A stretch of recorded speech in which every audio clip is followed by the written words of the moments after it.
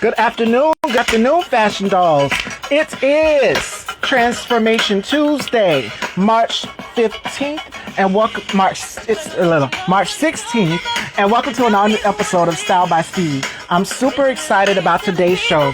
My guest for today's show is a speaker, an activist, an advocate, and you know him as one of T.S. Madison's good friends. He's handsome, he's intelligent, and he's very, very outspoken when it comes to issues involving the LGBTQ community. Without further honor, I'm so excited to introduce my very special guest joining me on a Style by Stevie exclusive. And it is What a Man Week here on Style by Stevie. So we have some amazing brothers, black men that are going to be here holding it down with me throughout this week. So right after this interview, we have an interview with amazing singer and songwriter, Mr. Anthony David, ladies and gentlemen. He will be joining me after my interview with Craig. So, I'm going to send Craig to live. I'm going to send everybody to live to let everybody know that I'm on. Y'all let me know if it's an echo or something. Yes. Shout outs to the Glam. Shout outs to our sponsor, Exclusive Beauty. And ladies and gentlemen, our very special guest is here with me, Craig the Writer Stewart. Let's get this started. I was over here bumping to Kelly Rowland for the makeup. Definitely shout outs to her.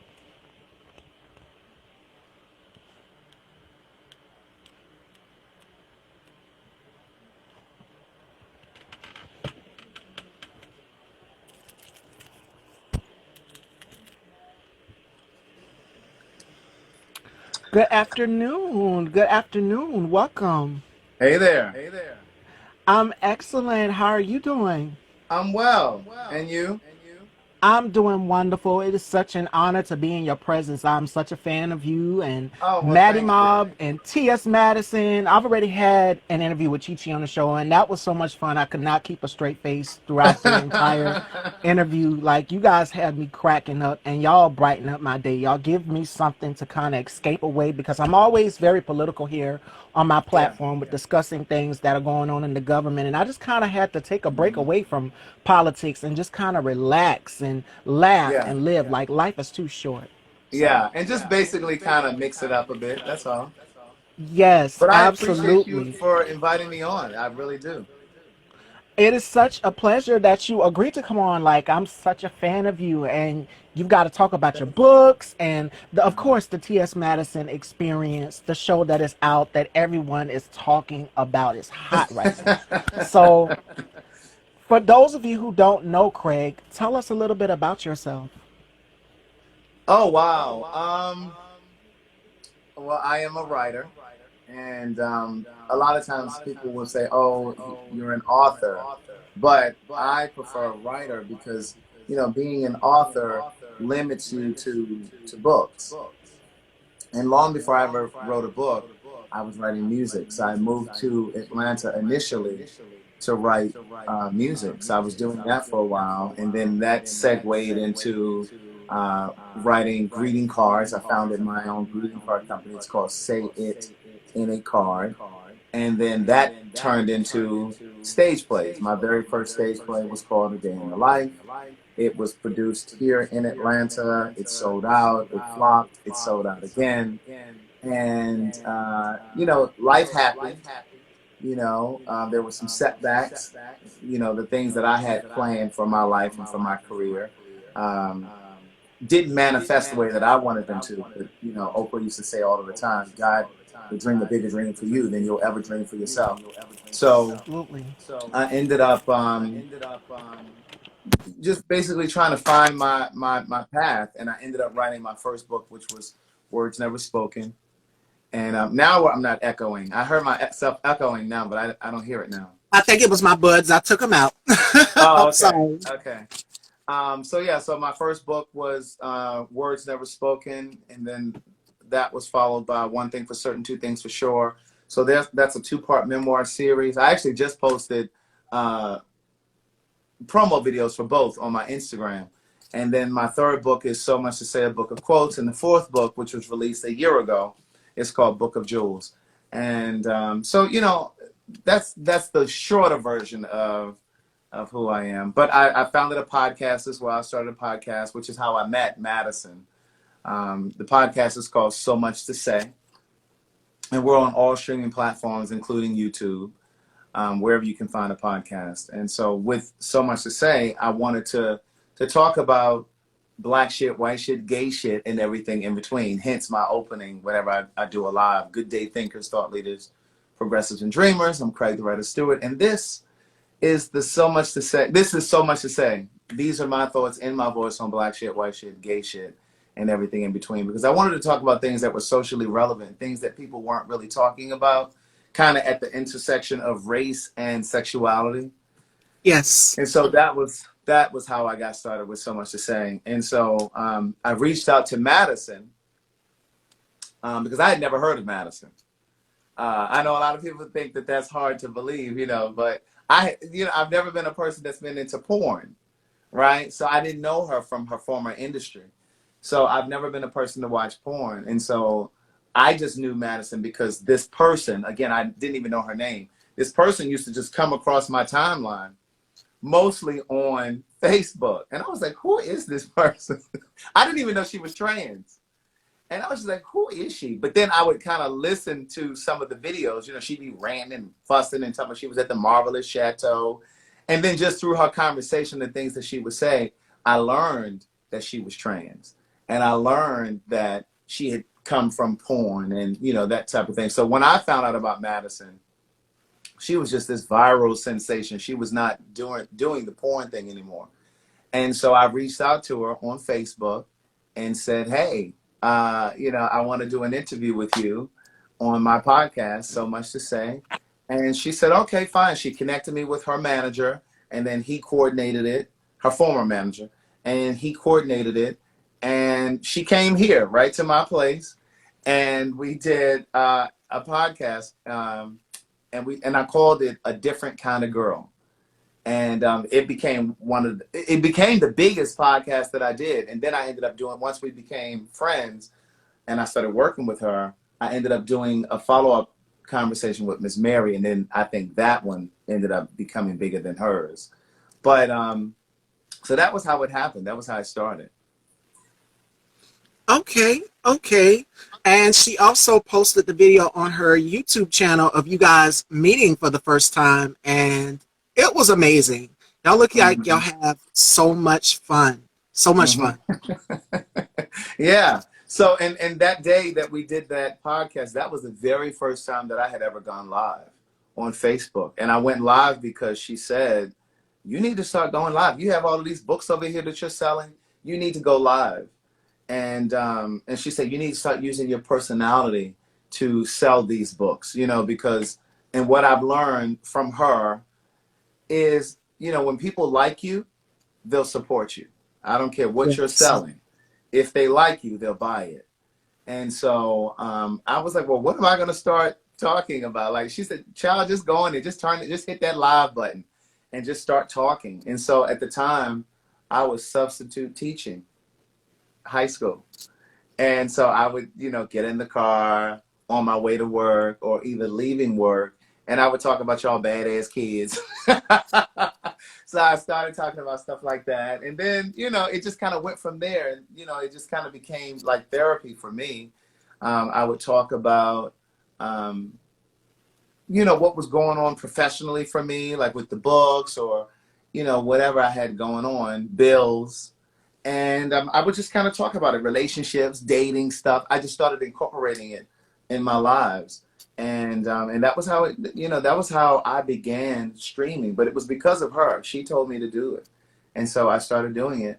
And about a month or so after we podcast, she called and said, hey, I need to set up a podcast for the Queen's Court, just before it became the Queen's Supreme Court. And she had a former co-host. And she said, I need you to set up a podcast for us. And she said, how much are you going to charge me to do it? And I said to her, I said, well, I won't charge you to do it. I said, because I believe that as Black people, we need to learn to support each other. Yes. Without always attaching a cost to it, right?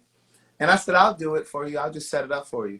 And so then I set up the podcast, and then of course it was streaming on all of the same platforms, um, YouTube, Spotify, the same places that So Much to Say is streaming. And then she said, well, now we need, I said, well, who's going to record it and edit the podcast and release it for you? And she said, well, I don't know. I don't know how to do that. She said, well, how much? I said, well, now I got to charge you if you need me to do that. So that was how it started. And so I started, going all the way out to Conyers, which is where she lives, which is 40 minutes from Atlanta.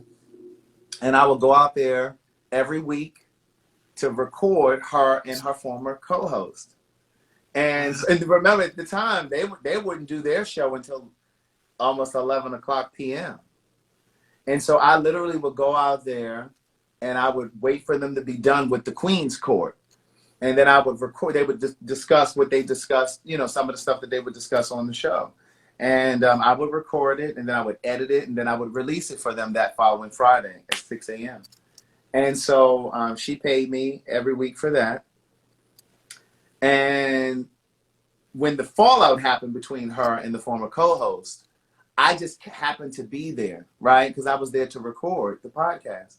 And so we were doing that show with Monique. This is when Monique was first on her campaign to boycott Netflix.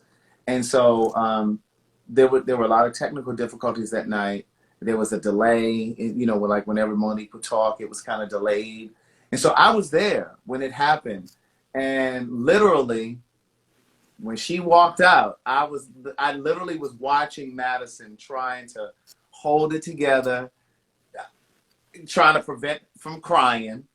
But even leading up to that, I will say this, leading up to that, I saw it unraveling. The weeks leading up to her actually walking out, I saw it unraveling. And Madison at that time had just started having more conversation with me around the issues that were starting to surface between the two of them. And just like basic stuff, just how, she was coming late. She started coming right when it was time for them to go live. And she started coming right when it was basically last minute. And so they weren't coming up with the topics together for the docket. It was almost like she just wanted to do it extemporaneously. She just wanted to hit the live and just get on there and just start talking. Where before they had like topics, they would write down the topics and what they were going to talk about. But it just started getting just kind of like last minute. And so Madison was starting to talk to me about that. Like, I'm doing it all by myself. I'm setting up the lights. And then Madison, she'd be setting up the lights. And she said, Craig, go sit over there for me. I just need, because you need, if you know anything about production, like you need a person, yes, with their color, their clothes, the skin color, you need to be able to see a body in the seat so you can set the lights. And so she said, Craig, sit over there for me. So then she'd go sit over there and then I would adjust the lights. So I just started kind of helping her, right? Because as an entrepreneur, I've been in a position where I've needed help and just didn't have anybody around to help. So I just kind of just filled in the gap. And so then I started helping her with the docket. She would say, okay, well, Craig, help me pull some topics, right? And so then when the fallout happened, that's when I really kind of just started really, really helping her. And so on the T.S. Madison Experience, when I say I'm damn near volunteering around this bitch anyway, literally for the first 6 months, I was not getting paid for that. Like I literally it was just one human helping another human. And, I saw her dream almost trying to tank. And so I was just there trying to help her hold it up. And this is before any of you knew my name, right? And so like every blue moon, it's not often, but every blue moon I'll see like a comment, like especially when we used to do the Queen's Supreme Court and we would do it live. And I would see like comments here and there, people saying, oh, he's just trying to be seen. And he's just riding her coattails. I'm like, what are these people talking about? First of all, I've been working over here with her long before she ever started saying my name. And like, I would be so quiet in the background and no one even knew I was there. I was there when she and her former co-host were there, but you didn't know because I was very quiet, And then when she left, I was helping her with the topics and I would hold up signs telling her different things I wanted her to say. And then eventually she'd be like, Frank, what are you saying? Like, just say it. Yeah, because I was trying to be invisible. And, and it just kind of took off from there. And then, like I said, she started using me as kind of like, Craig, okay, tell us about this story. It just became like a thing. And so initially it started where I would be in the grocery store and people would recognize my voice. Or I would call the cable company and the girl on the other end would be like, have you heard of the Queen Supreme Court? Like, it just started like that. And then I became more visible because we started taking the show on the tour, and and then we would get together during the day to set up the show for the night, and we'd be out looking for props, or we'd go to brunch, and she would go live on her phone, and I'd be in the car with her. And so that's how it started. You know what I mean? It was really, really organic. And so I say all of that to say, sometimes it's good to give of yourself and be of service to somebody, because the universe will always reward you, right? It will always come back. So like, I had no plans on being a part of a TV show. I've always been a behind the scenes kind of person. But, I just think that the universe will reward you. And naturally, once I started working with her and doing the show, the book sales started to increase, because her audience started to find me, and it just became one of those things. And I'm grateful that I did it.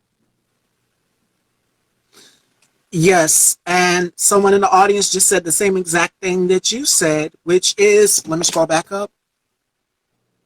Universe always rewards those who do from a good place. Exactly. Yeah. 100%. Yeah.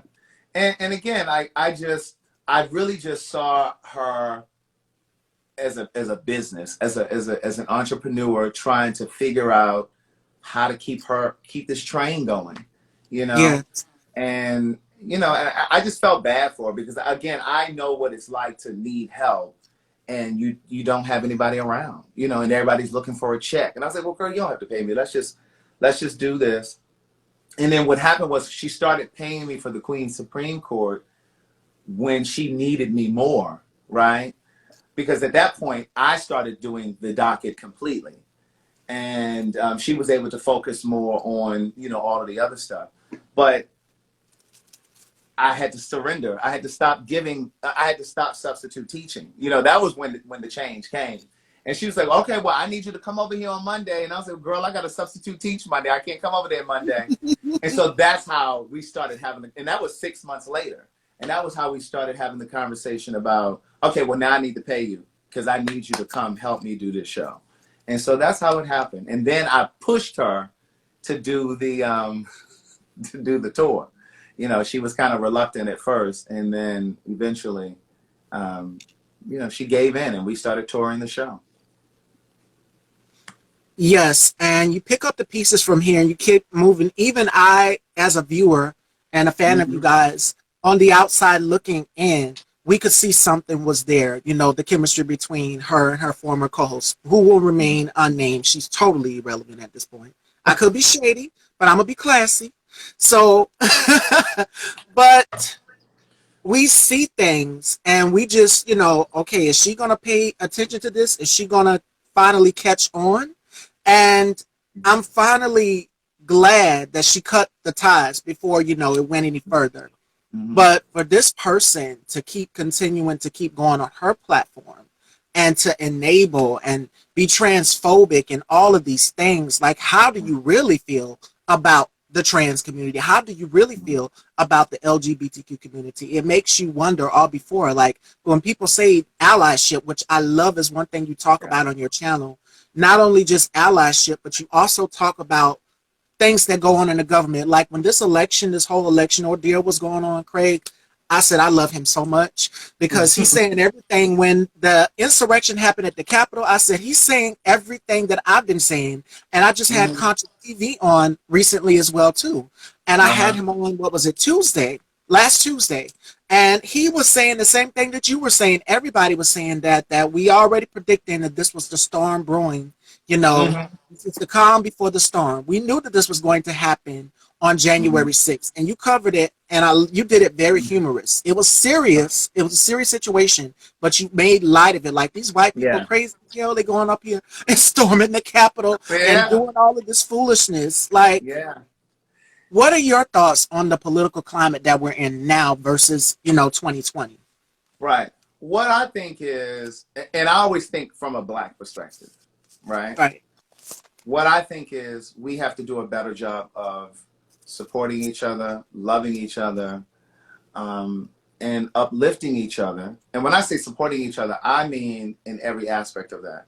I mean in business, supporting Black-owned businesses, Black-owned banks, but I also mean supporting each other, just from a human perspective, even if you don't have a business, but you know, just supporting each other, just being sweeter and kinder to other Black people, because the world has handed us our ass in our hands, right? And it really, really bothers me when Black folks treat other Black folks a certain kind of way, especially in customer service. Like, I cannot stand going into a business and there's a Black cashier or a customer service person. Like, I was at the dentist yesterday. I had to go and get my teeth cleaned yesterday. And the girl at the front desk was a Black girl. And so I walk up to the desk. I'm standing at the desk. There was nobody at the desk there was somebody on the telephone, and he said, "I'll be with you in 1 second." So he was on the telephone. And so there was a Black girl. She came in. She walked straight towards me, and she walked up to me, and she just stood there.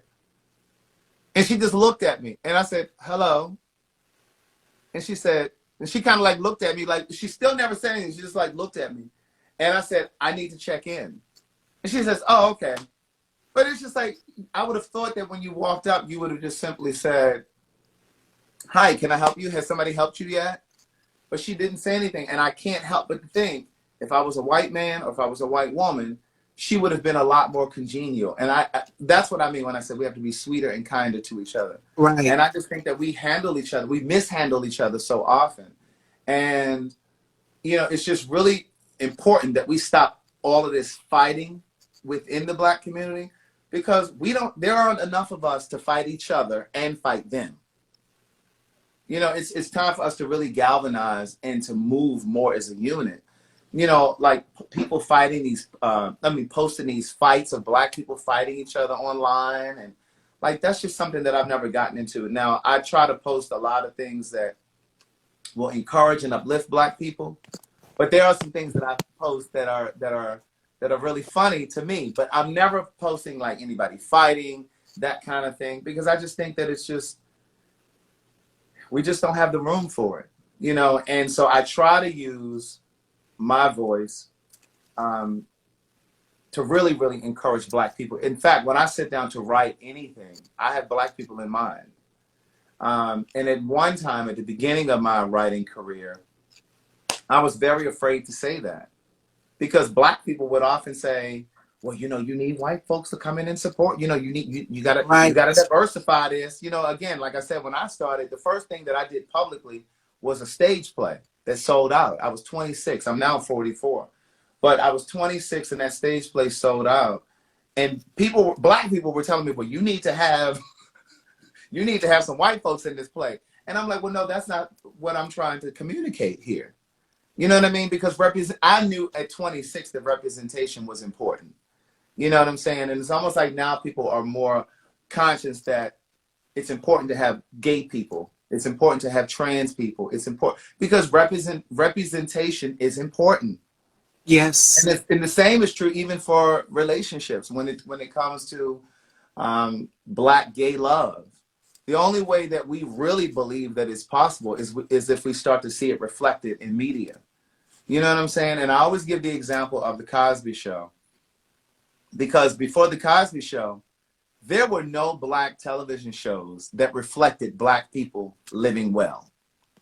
Now, we had the Jeffersons, but George was an entrepreneur. He was not educated. He was an entrepreneur. He just worked his way. He had a string of dry cleaners, right? Yes. But in terms of having two Black professionals that were educated, that were well off, that had a healthy home environment, you know, they were successful. At the time when that television show was airing, there were Black people who didn't even believe that it was true. "Oh, this is so unrealistic. What do you know, a Black doctor and a lawyer?" But there were Black people who lived that way in real life.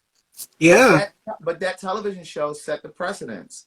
And it wasn't until that show aired and became successful, it laid a foundation for every show, every Black show that came on after that. We will never see another show like Good Times. We just won't, because the Cosby Show changed that.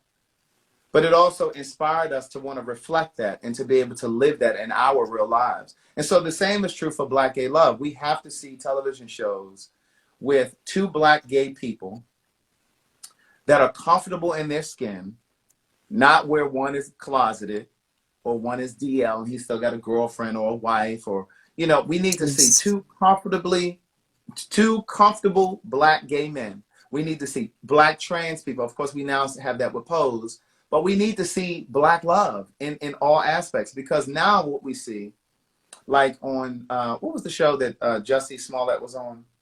Empire. Like with Empire, he was in a relationship and he was open, but he wasn't in a relationship with the Black guy. He was in a relationship with a Hispanic guy. We need to see two Black men. And then when he finally got into a relationship with a Black guy, he was closeted. And then we see shows like the one that was on Showtime. I can't remember it now. There was a Black gay guy on there, but he was in a relationship with a white guy. Like, we just don't see enough of it. And so I believe that that is going to change how we view ourselves as LGBTQ people, you know, based on how it's reflected in the media. So somebody in the comments said, write a movie. I've actually started writing a screenplay based on my first two books, because the first two books are about my life. So I've already started writing that. And so I'm hoping that the T.S. Madison experience will be a launching pad for me to stage my play again, A Day in the Life, but then also to be able to open up doors for the Gay Like Me conversations for me and Derek J.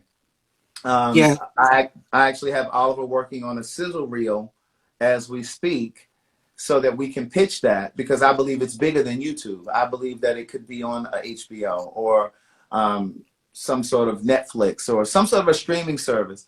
But then also, you know, I've written a television show based on my stage play. So I'm actually working on that kind of stuff now. But, you know, it's about the doors opening for the possibility. Absolutely. And speaking of doors opening for possibility, historic, groundbreaking, iconic, never before ever seen. T.S. Madison is the first African-American trans Black woman to have a television show on WeTV. What were your thoughts when, did you guys even know that this show was going to blow up and be a sensation? Like, everyone, everywhere is talking about it. You know, it's so interesting when you say that, because you know why it's so important to kind of be present through it all, so that you can really absorb it all and just remember it all, just take it all in. Like you said, that the show has blown up and everybody's talking about it. I can't say that I have seen that. Like, I have not been stopped yet. You understand what I'm saying? Like, I guess I would be gauging it or measuring it by people. Oh my God, I know you from the T.S. Madison experience. That has not happened, right? This Thursday will be the 3rd episode.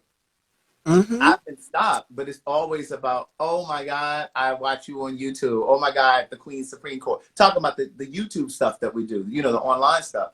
No one has yet stopped me to say, oh my God, I watched the show. And I think it's because I'm just so present in the process, because I really wanted to, like when we were filming, I really, really wanted to be present. Like, I wanted to take it all in. And, you know, and I do a video diary through,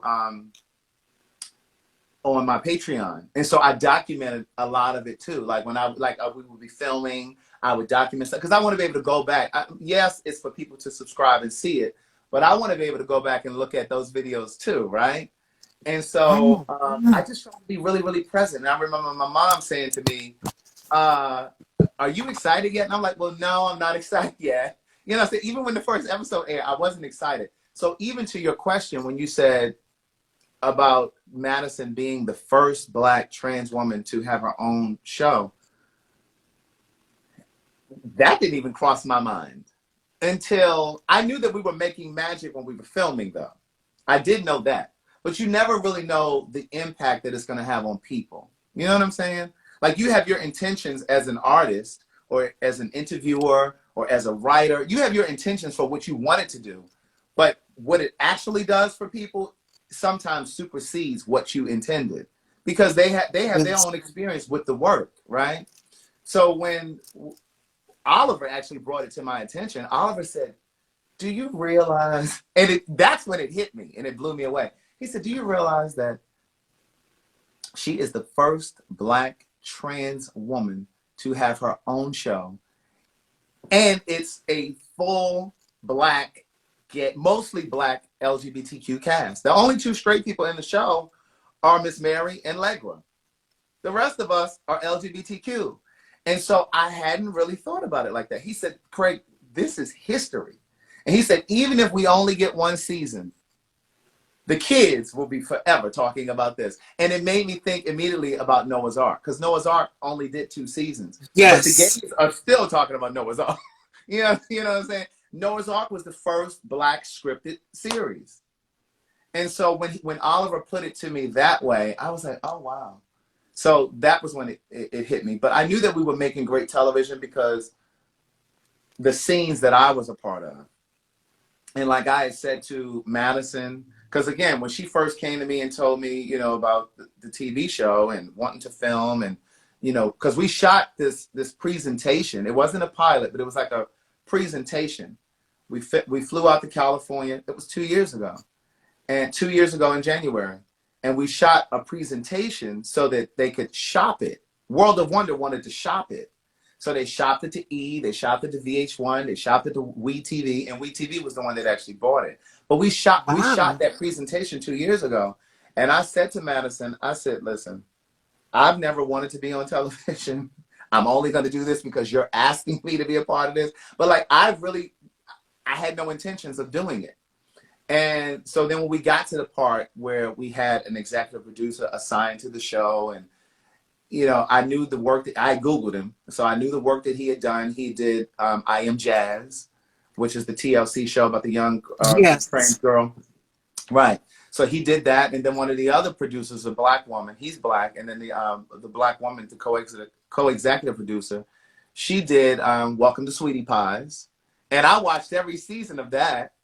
And she did some other stuff that I knew too. And so I said to all of them, I said to Madison, and I said to them, to the producers, I said, let me explain something to you.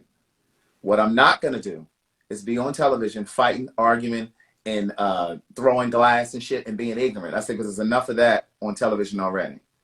Yes. Secondly, the only way that I will agree to do this show is if there are teachable moments. And then I had to break that down because I wanted them to be clear what the fuck I meant.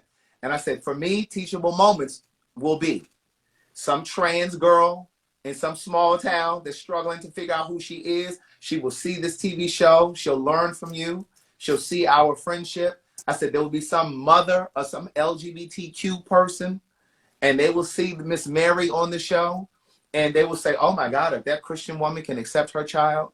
I said, that's the only way that I'm going to do it. I said, if it's going to grow some gay person or some person who's struggling with their sexuality to see us on TV and to realize that they can go after their dream. And then the other thing too is this show shows that we are more than hair, makeup, and fashion. Yes. I'm a writer. Oliver is a content creator. Madison does all that she does. You understand what I'm saying? So it shows that we aren't just, what is it? Not design people, but what do they call people that do hair and makeup? And there's a word for that. I can't think of it right now, but we're not just the beauty industry. You know what I mean? It's far beyond that. So that was what was important to me, so that we could illustrate some things. And of course we can laugh and have fun, and you know, and of course there can be some reading and some shade, but it needs to be balanced. It has to be balanced. And so that was important to me. And so the executive producer, all of them said, listen, we don't make messy TV, so that's not what we're trying to do. We understand what you're trying to do. And then I had the same conversation with the managing editor. So like once everything was filmed, there was someone assigned to edit and to put the story together. And I said to him, because this is a white man, and I said to him, I said, let me explain something to you, Matt.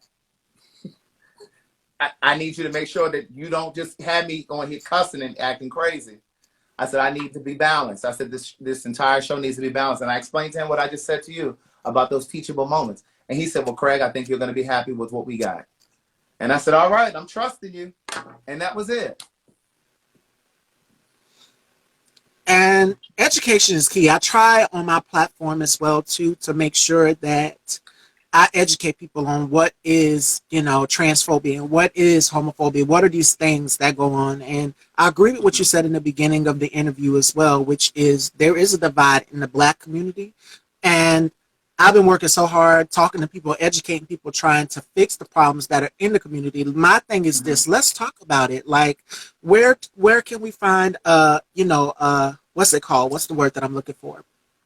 Where can we find a resolve? What issues do we need to work on? Like, why does my lifestyle bother you so much? I'm going to help you understand instead of just. I've learned that you have to talk to people instead of just going at them, going at their throats. Because me, I'm quick to read. I'm a Scorpio, and my tongue is a sword. So, but at the same time, I've learned that you have to talk to people and educate those. The ones who do want to understand and the ones that do not want to understand, I can't make it my place to make them. I can't make somebody love something if they don't want to love it. You know what I'm saying? Well, here's my thing. Well, first, I want to say this. You use the word lifestyle. What I have learned, and I'm not trying to tell you how to use your wording, but for me, I don't even use the word lifestyle because it suggests that it's a choice. A lifestyle is I choose to shop at Whole Foods. I vacation 2 times a week. I get a full body massage once a month. That's a life. I work out 3 times a week. Those are lifestyle things. When we use or we allow people to use the word lifestyle, it suggests that we have a choice in the matter. For me, sexuality, I understand now that sexuality is instinctive. Oh, yes. It's how we're wired. It's not a choice. It's not a decision.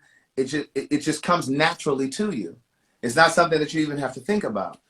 So that's the first thing for me. Now, the second part of it is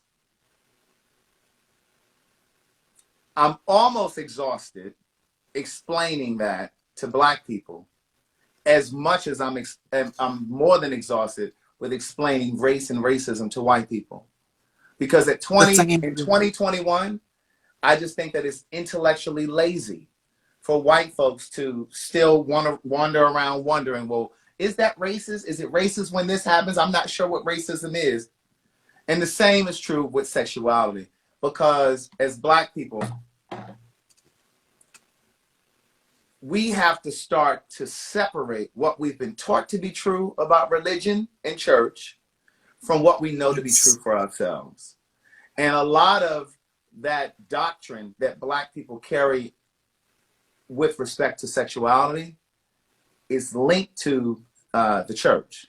It's linked to organized religion. So I'm a very spiritual person. I get down on my knees every single night and I pray. Now, last night I did not. So if Carlton is watching, I did not do it last night. Because and it's funny I'm saying this because he looked at me and said, you didn't say your prayers? I said, I'm going to say them from the bed tonight. But at any rate, I'm a very spiritual person. I say my prayers every single night. Generally, I get down on my knees and say my prayers. And so I'm very much so connected to God. But I also understand that religion has always been rooted in power and control. Yes. So once upon a time in history, religion was used to control Black people by white folks, by the colonizer. Religion was used to control slaves.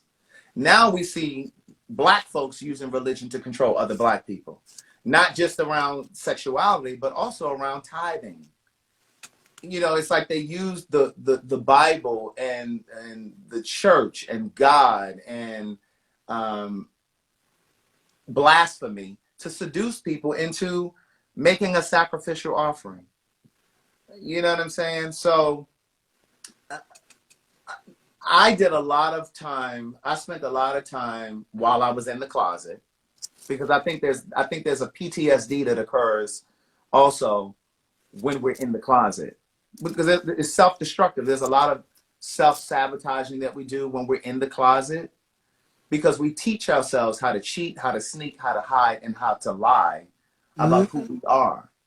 And I think a lot of us, when we come out of the closet, and you start to live your open life, and you know, you start telling people that you're gay or you're trans or whatever it is, we sometimes forget how to leave that sneaking, cheating, and hiding and lying in that closet. We forget that we can live our truth now that we're out of the closet. And I talk about that in my second book. You know, I talk about that. But when I was in the closet, I did the lying, sneaking, and cheating because, you know, you're trying to contain this secret. You don't want anybody to know your secret. So you become a beautiful liar. You lie about where you're going. You lie about who you're with. You know what I'm saying? But sometimes we forget to shake that off. But the other thing that I did when I was in the closet was I started to strip down the things that my family taught me about religion. You have to go back to who taught you religion. My grandmother, my maternal grandmother, taught me religion. She taught me how to pray, and she was Catholic. I'm not Catholic. But I do this when I pray because she gave me religion. And so I had to figure out what I could keep and what I needed to get rid of, right? So that's what I mean when I say we have to separate what we've been taught to be true from what we know to be true for ourselves. And that's not just with religion. That's also with love. Because sometimes we move through life and we go into the same kinds of relationships that were modeled for us as children. Yes. You know what I'm saying? So if you come from a family that was dysfunctional and all of that kind of stuff, more than likely you're going to model that. So you have to separate what you've been taught from what you know to be true for yourself. And I've been talking about what's been going on in the Black church and homophobia and the whole, everybody's talking about the Kirk Franklin ordeal and, you know, just how tradition is, how, you know, we've been told man should marry woman. And I'm just like, let people love who they want to love. You can't stop that because when you allow the church, I'm about to say the most controversial thing. I said it yesterday with my co-host Cornell for this week. You become somebody that's out here seeking clout and attention. The person that I'm talking about is Andrew Caldwell. You become someone like that. And that's the perfect prime example of what happens when you allow the church to tell you, oh, this is wrong. Especially, I'm in South Carolina, for those of you who are wondering. So down here, we've been taught, you know, the Bible, it's especially my mom. My mom is just like, let that child do what that child want to do. Because she's a Scorpio as well, too. And my mom is the type of person, and I guess I am my mama's child because I'm the type of person I like to go by the beat of my own drum. You know, I'm rebellious in a way. I don't really do churches or anything like that, but I do pray and I talk to God. But at the same time, let people love who they want to love because you become Andrew Caldwell. You become someone who is not living their truth, who's in denial, who's confused. Yes, absolutely. Shout outs to Fashionista Stories. Definitely go and check her out. And Janelle Giance as well, too. You become someone like that. Someone who is insecure, who's doing things to seek validation and attention. And it's the man box. It's toxic masculinity, which is what I talked about yesterday. Men were told, no, you can't cry. You can't do this. You'll seem too feminine. And we talked about a video yesterday on the show where this sous chef was feeding this guy sushi on a fork. And it was a straight, you could tell he was a straight cishet black man. You know how they are. It's the toxic masculinity, Craig, when I tell you, it's disgusting in the black community how some cishet black men have been programmed. And I can go down a long list of toxic black men, from the T.I.s and the Tory Lanez to the 50 Cents to the Lil Waynes, the ones who are anti-black, the ones who are homophobic. This is what they believe, to the Lil Bootsies. So this is their mindset. This is what you're getting in the black community. And I'm not saying not all cishet black men are like this, but you've got some that are out here in the black community. It's prevalent. Like this. And it's dangerous. Yes. Yeah. So, you know, the point that you were making about religion and how it has people pretending to be something that they're not, I believe that it contributes also to this whole DL thing, you know, and oftentimes, you know, women are upset with the man because he was bisexual or he was undercover gay and just didn't have the courage to tell her. But we haven't set up society in a way that these men have the freedom to do so. Mm-hmm. And so, you know, if we take that part of it out of it, I think you would, not saying that it would end anything in terms of DL. I think you'll always have men that are DL because from a society standpoint, you know, this it's just a stigma. But I think that you would release some of these men if they were encouraged. Because I'm gonna tell you, when I first came out and started telling people that I was gay, I remember women would be like, "Oh my God, you're such a waste. Oh my God, you're just too this, that, and the third to be gay." You know what I mean? They would say all these things. And if I was a weak-minded person, or if I was a people-pleasing kind of person, I probably would have ran back in the closet and just said, "Well, let me try to make this girlfriend thing work." You know what I mean? But, you know, my last girlfriend was in college. I write about that in my first book. But I just knew that I wasn't going to be one of those people that was going to bob and weave between the gay and straight worlds. You know, integrity was just more important to me. And, but yeah, that toxic masculinity thing the other thing that you said that I wanted to touch on was, we have also set it up in this society, but even in terms of this culture, Black culture, we haven't given little boys the freedom to emote. And so then they grow up to be grown men who don't know how to be communicative in their relationship with the women that they date. And not even just, and we can look at this from a Black man's perspective, period, whether they're gay, straight, bisexual, whatever. When you're talking about Black boys, regardless of sexuality, little Black boys are not given the freedom to cry because they're upset or because they're hurt or because, you know, whatever is going on. They're not given the freedom to express, because men and women, the mothers and fathers alike, will say, "Stop crying like a little girl. Stop all that crying. Get out of my face." You know, like all of that stuff. And so what you're teaching that little boy is that it is not okay to have feelings. And that is the reason that you have grown men. And that's the reason that you have grown men, straight and gay, that are in relationships with us and them who can't express themselves because they weren't taught to. This is the reason why you have Black men dropping dead at 40 from a heart attack, because they don't know what to do with those feelings. They don't know where to put those feelings because they weren't given permission to feel those feelings. So we have to change the way that we teach our little boys. I have nephews. I have great nephews. And I've always given them the freedom to express themselves, to cry, to feel whatever it is that they're feeling. But their father, who was my nephew, I remember when they were first born, when his boys were first born, he would say, "Stop all that crying," da, da, da. And I would have to check him. I'd have to check him. I'm like, "No, listen here. You're not going to do that to him." You know what I'm saying? And I said to him in a private conversation, I said, "The reason that you don't want him to express himself or to cry is because in your mind, you think that equates to him being gay. Sexuality is instinctive. It's how we're wired. It has nothing to do with him crying. If he's going to cry, he's going to cry. You know, like, it's just, so again, we have to reteach ourselves. We have to separate what we've been taught from what we know to be true for ourselves." Absolutely.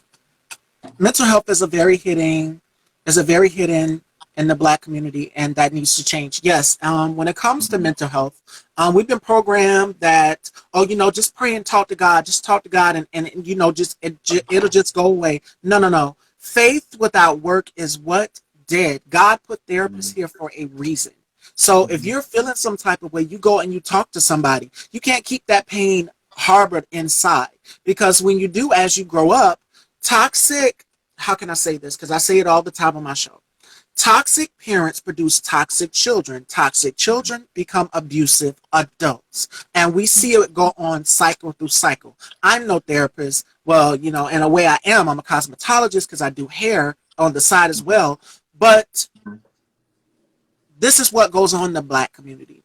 This is why Black men are out here being abusive to women. You see them wanting to have control and power over certain finances of a woman. You see them even with the whole shooting and killing each other. Yeah. Shooting and killing each other, being violent towards each other. I just think, again, it's that pent-up aggression with no place to go. You know, coupled with the fact that there's scarce opportunity for Black men, especially if you're uneducated. You know what I mean? So it's a trickle effect. It's a domino effect. Absolutely, 100%. And once this cycle is passed down, even with the whole Tory Lane situation, like he has kids. And my thing is this, my fear is, what is he teaching his children? Because you have boys. Raising boys is different than raising girls. And we all know that it's completely different for a boy growing up than a girl growing up. And we even see how T.I. treats his children when the whole situation with his daughter Deja happened. Mm-hmm. When it happened with his son Kane, it was almost as if it was a celebration. Whereas if this was his daughter, it would be, oh no, scold her. You know, you're seeing this go on in the government, which is what? Patriarchy. Patriarchy, when you want to have control over what a woman does with her body, what a woman does with her finances, you know, things like that. That's what we see. And that's toxic. That's toxic masculinity as well, too. Right. It is. I just watched there's a docuseries called Hillary, and it's on Hulu, and it's about Hillary Clinton, and it is so in depth. It's like 4 episodes. I think it's just 4. It might be 6, but it's a few episodes, and it basically documents her whole life, her career, from the time she was in college to when she met Bill Clinton, to her dropping the Rodham, because remember it was Hillary Rodham Clinton, but it was this big old deal about why she needed to drop the Rodham, her maiden name. And it was really because he was running for an office. Like, it was just, and then it went all the way up to her campaign against Barack Obama, her campaign against Trump. Like, it was so fascinating. They said I cut out. I was watching a docuseries on Hulu called Hillary. And it's like 4 or 6 parts to it. And it basically talks about her career. And it talks about her growing up. And it's very, very informative. But speaking of patriarchy, and it shows how she was treated in politics differently. And just all those things. I mean, it was really, really good, though. It's really good. My father never came to the OBGYN appointments. My mom always sat in the waiting room. Yes, shout outs to the Fashionista Stories. Make sure you guys go and check her out. She covers everything celebrity fashion. Stevie, your complexion is beautiful. Thank you. Thank you so much. Thank you. Thank you so much. I don't know. But like I was saying, this is something that we have to get rid of in the Black community. And we hear several YouTubers talk about this, from Justin Jake, shout outs to him, King of Reeds, and DJ Richie Scott, who I just had on my platform not too long ago, talking about patriarchy and protecting Black women and how the system works against Black women in general versus, you know, Black men. We see how it is. We see how it is 100%. And I speak about this all the time, whether it's colorism, misogyny, misogynoir, and when the whole falling out with Maddie and these other irrelevant journalists started attacking her, I'm like, why are you guys doing this? She's human just like anybody else in the first place. Right. So why are you guys doing this? And Chi-Chi, when I did my interview with Chi-Chi, we talked about it just a little bit. And I said, I'm just not here for her and her transphobia. And you guys know exactly who I'm talking about. And the other one, too, I don't even want to name her. But she was, the one who drove past her house with Andrew Caldwell. Y'all know what I'm talking about. But at the same time, what are you doing? Maddie's not doing anything on her platform. She's not tearing down, because I hear her and I know she gets frustrated about it as well too. And I know you do. Seeing her go through this, all this pain that these people are taking her through. We're saying, oh, well, she's attacking a Black woman. No, she's responding to what's being said about her. Right, that's what she's doing.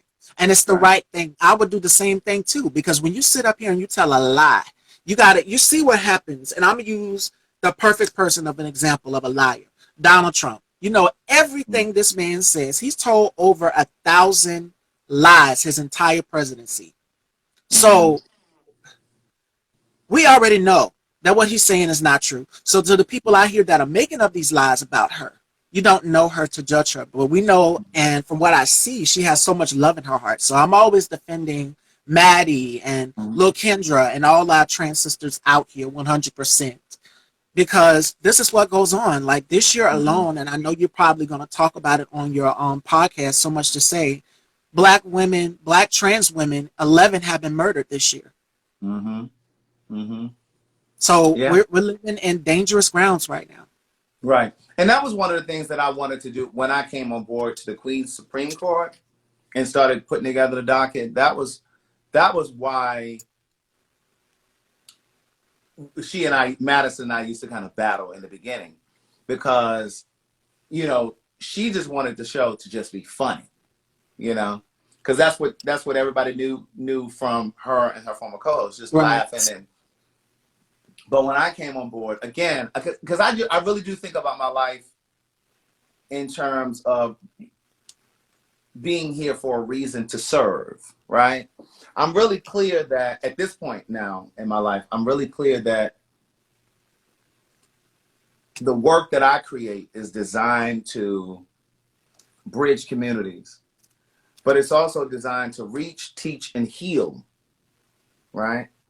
And so when I came on board and was working with Madison for the Queen's Supreme Court, it was important to me, just like it was important for, you know, the way that the show, the T.S. Madison Experience was shot and what came out. It was important for me when I was doing that docket to incorporate what I call smart talk. And Madison used to fight me in the beginning because she's like, Craig, this show is supposed to be funny, da, da, da. And I used to be like, Madison, your platform is way too major for you not to talk about voter suppression, these black trans girls that are getting killed, the shit that was happening with Ed Buck, with those black boys that he was injecting with drugs and seducing it. Like I would, and you know, I was just like, we have to talk about this shit. And I was like, we have to figure out a way to weave it in here through some of this funny shit, you know. And I've told this story before, but it didn't change until Funky Dineva came on. This is after her co-host left, her former co-host left. And Tiffany New York Pollard was the first guest after that. But then Funky Dineva was after that. And Funky Dineva, I don't remember what the topic was. I don't remember what was going on in the world at the time. But I handed Dineva the docket. And he said, Craig, you don't have such and such on here. Like I said, I don't remember what it was now. And I said, listen, I tried to put it on here. Madison, you know, ain't interested, you know. So she's like, child, go ahead. You and Craig can talk about it. So that was one of those instances where you hear me talking from the background. But I just thought it was important because I understand that there are so many people that watch her that are not watching CNN. They may not be reading the New York Times. They may not be reading the Huffington Post. So the only way they're going to get news is if we gave it to them. So I said it's important that we use this platform responsibly, like what's that Pear said down here. So that was important to me. And so there was something that you just said a moment ago. I wanted to touch on it, but I didn't kind of went off on this tangent. And I can't remember what I was going to say now. But anyway, I digress. Okay, it's 4 p.m. Ladies and gentlemen. Go ahead. I'm sorry, Craig. It's 4 p.m. Ladies and gentlemen, Anthony David is coming on. It's What a Man Week. So would you like to come back, Craig? I actually have to run out right now, but if you want, if you save this live, I'll upload it on my YouTube channel for you if you want. Sure. Yes, it will be up. Ladies and gentlemen, coming up next is Anthony David. And anything you would like to tell your progressives, your thoughts, your dreamers, progressives and dreamers. Yeah, if you would, just please visit CraigTheWriterStewart.com. The books are there. My greeting card business is there. The podcast is free. That's there. My YouTube channel, all of my social media. My Instagram is Craig the Writer Stewart. And of course, you know, I appreciate you guys. And thank you so much, Craig, for coming on. And I had such a great time. And both of us together just educating people in our community. You're welcome, and thank you for having me. But yeah, just save it, and then I'll post it for you. You're so welcome, sweet Chrissy, and I will have it posted. Coming up next, ladies and gentlemen, What a Man Week here on Style by Stevie. We have singer, songwriter. He's worked with India Irie and a few others. We have Anthony David coming up, and make sure you guys come right back. All right, fashion.